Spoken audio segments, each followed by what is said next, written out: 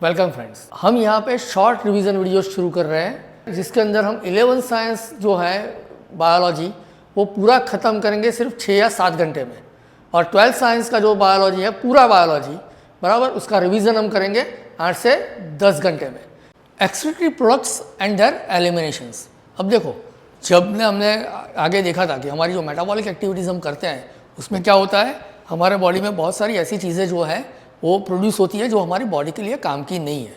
इसको हमें निकालने के लिए क्या करना पड़ेगा, जिसको हम बोलते हैं एक्सक्रीटरी प्रोडक्ट्स, उसको हमें वहाँ से निकालना पड़ेगा।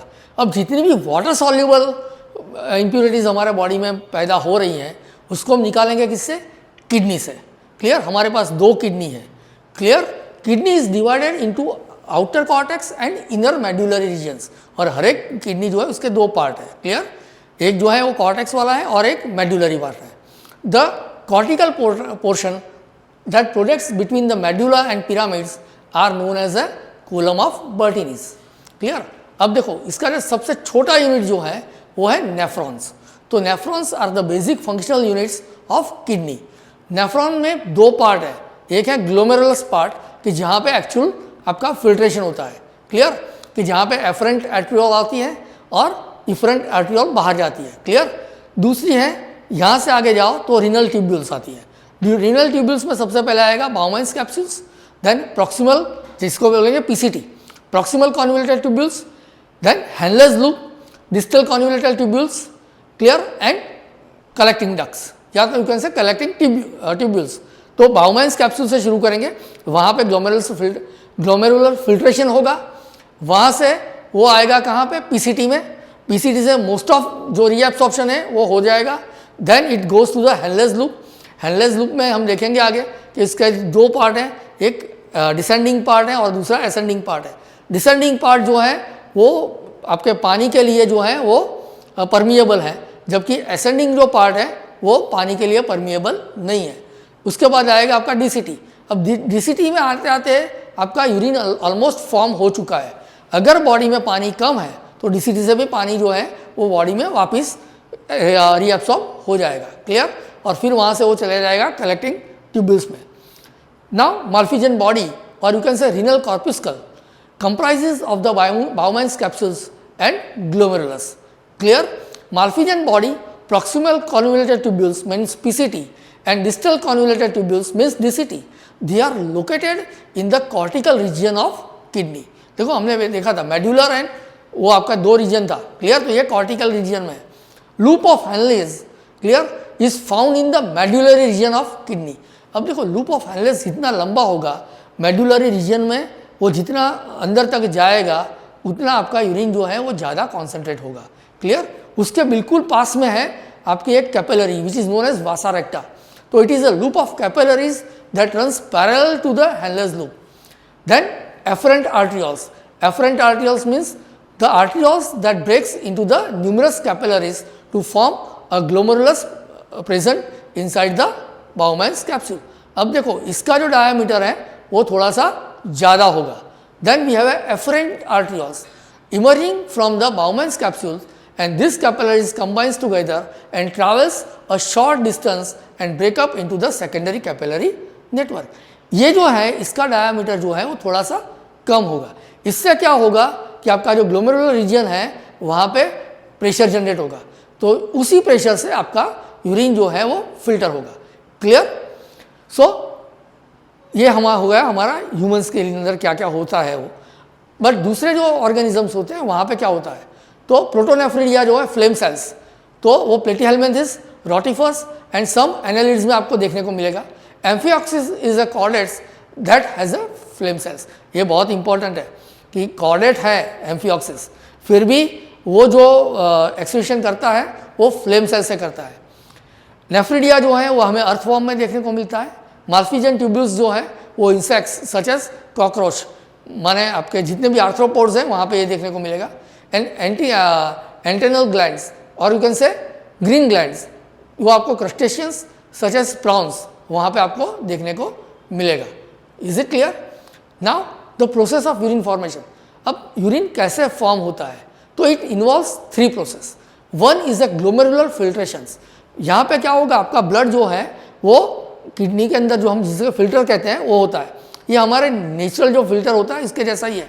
उसके ऊपर वो डालते हैं, उसको प्रेशर आता है, प्रेशर एफरंट एंड इफरंट जो है इसकी वजह से होता है, क्लियर, डायमीटर उसका जो चेंज है उसकी वजह से। और उस प्रेशर से क्या होगा, आपका जो जितने भी फॉर्म एलिमेंट्स हैं उसके अलावा जितना भी मटेरियल है ब्लड के अंदर वो आपका पास आउट हो जाएगा। तो glomerular filtration of water and dissolve substances out of the blood in the glomeruli and into the Bowman's capsule, और वो कहाँ पे आ जाएंगे, बाउमाइन्स कैप्सूल में। नाउ देखो, अब यहाँ तो जो भी था वो सब आ चुका है और बॉडी में हमें बहुत सारी चीज़ों की ज़रूरत होती है, तो यहाँ से क्या होगा, आपका रीएब्सॉर्प्शन होगा, reabsorption of water and dissolve substance out of the kidney tubules back into the blood. और वो क्या करेगा, तो यहाँ से आपका जो पीसीटी है वहाँ से आपका 90% रीअब्सॉर्ब हो जाता है कि जिसको आपकी बॉडी को ज़रूरत है। And this process prevents substance required by the body from being lost in the urine. इससे क्या होगा, जो आपकी बॉडी को ज़रूरत है वो चीज़ें जो है वो यूरिन से पास नहीं होगी।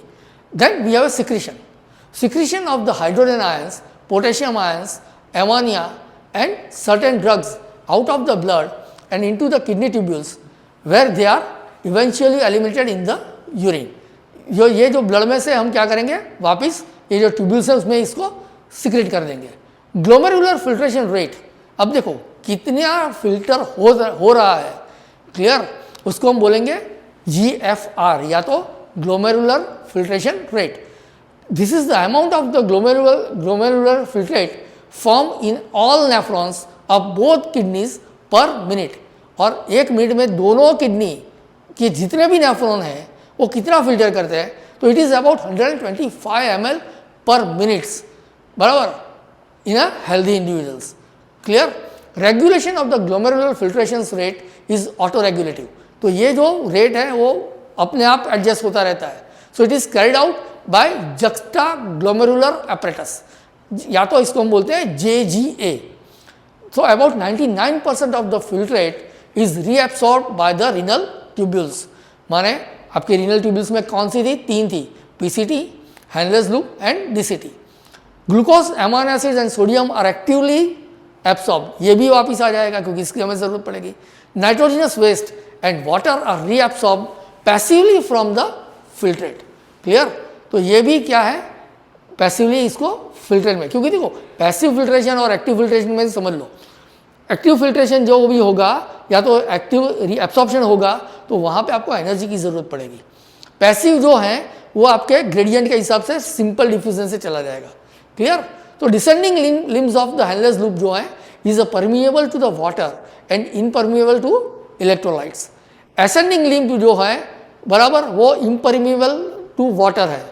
डिस्टल कॉन्वोल्यूटेड ट्यूब्यूल माने DCT involves the reabsorption of sodium ions and counter current mechanisms. अब देखो दो लूप हैं, एक ऊपर जाता है एक नीचे आता है, तो दोनों में आपका जो करंट है, बराबर, वो ऑपोजिट डायरेक्शन में होगा, जिससे क्या होगा, काउंटर करंट पैदा होगा।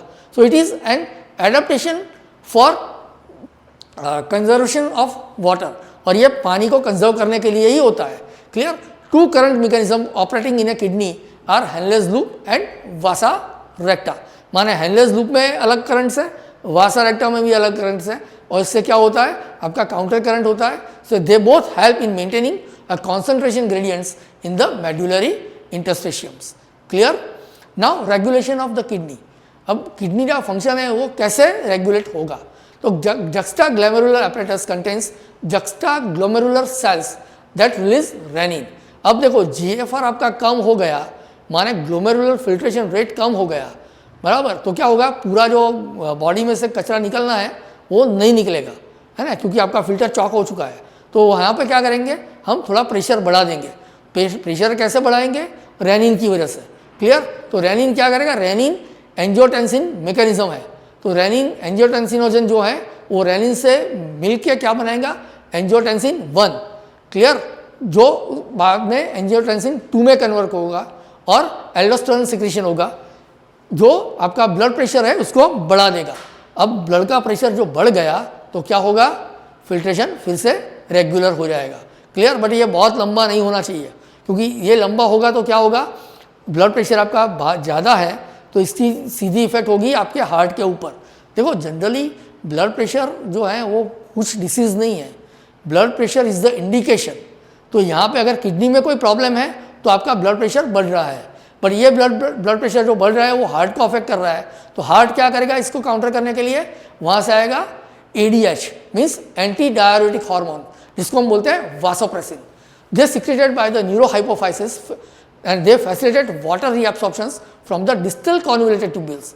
अब आपका जो लास्ट वाला ट्यूब्यूल है दूर वाला, वहाँ से वो पानी को रीअब्सॉर्ब कर लेगा, clear, and collecting duct, hence it is quite important for the process of osmoregulations. तो वासोप्रेसिन का काम क्या है, ऑस्मोरेगुलेशंस। एट्रियल नॉरियोटिक फैक्टर्स, मैंने बोला ना ये जो है वो हार्ट से आएगा, क्लियर। तो वो क्या करेगा, आपका जो ब्लड प्रेशर जो बढ़ाया था रेनिन ने, इसको फिर नॉर्मल करके कर देगा, क्लियर। तो keeps a check on a renin angiotensin mechanisms. Uremia, uremia का मतलब ये होता है accumulation of urea in blood. जब फिल्ट्रेशन अच्छे से नहीं होता है और ब्लड में यूरिया बढ़ जाता है, इट कैन बी, तो उसको हम बोलेंगे uremia, and it can be cured by performing haemodialysis. देखो इसमें दो तरह के डायलिसिस होता है, एक आपका जो है वो हीमोडायलिसिस है और दूसरा जो है बराबर वो आपका पानी से जो पहला डायलिसिस होता है वो, क्यों, जिसमें जस्ट डायलाइजर फ्लूइड हम एंटर करते हैं किडनी में डायरेक्टली और फिर उसको हम वहाँ से निकालते हैं, क्लियर। रीनल फेलियर, देखो रीनल फेलियर का मतलब ये नहीं है, हम नहीं कहते किडनी फेलियर, भाई किडनी कभी फेल नहीं होती, क्योंकि जिसकी किडनी फेल है वो भी यूरिन तो पास कर ही रहा है। तो होता क्या है, यहाँ पे किडनी यूरिन तो बना रहा है बट यूरिन के अंदर जो टॉक्सिक मटेरियल होना चाहिए वो नहीं है, क्योंकि आपका रीनल जो फंक्शन है वो फेल हो चुका है। तो renal failure is the conditions when the kidney losses the ability to form urine and concentrate it. It can be corrected by the kidney transplantation method. Renal calculi, जिसको हम बोलते हैं ना पथरी, है ना, तो वो पथरी जो है वो है renal कैल्कुलाई, that is accumulation of the insoluble crystallised salts with in the kidney. अंदर कोई पथरी मीन्स कोई पत्थर या वो ऐसी कोई चीज़ आती नहीं है, बट हमारे यहाँ पे जो क्रिस्टल्स होते हैं बनते हैं, वही क्रिस्टल्स जो है वो कैल्कुलाई के फॉर्म में देखने को मिलते हैं। Then we come to the glomerulonephritis, that is the inflammation of the glomeruli. इसकी वजह से भी क्या होगा, आपका GFR जो है वो डाउन हो जाएगा। ग्लाइकोजूरिया, ये कंडीशंस हमें जनरली देखने को मिलती हैं जबकि पेशेंट जो है वो बहुत ज़्यादा डायबिटिक होता है, तो जहाँ पे उसका यूरिन में ग्लूकोज जो है वो पास होता है। देन कीटोनीरिया मीन्स कीटोन बॉडीज जो हैं, जो बॉडी आपके बॉडी में बनी थी, है ना, वो जब बहुत ज़्यादा बनती है और वो जब पास होती है तो इसको हम बोलेंगे कीटोनीरिया।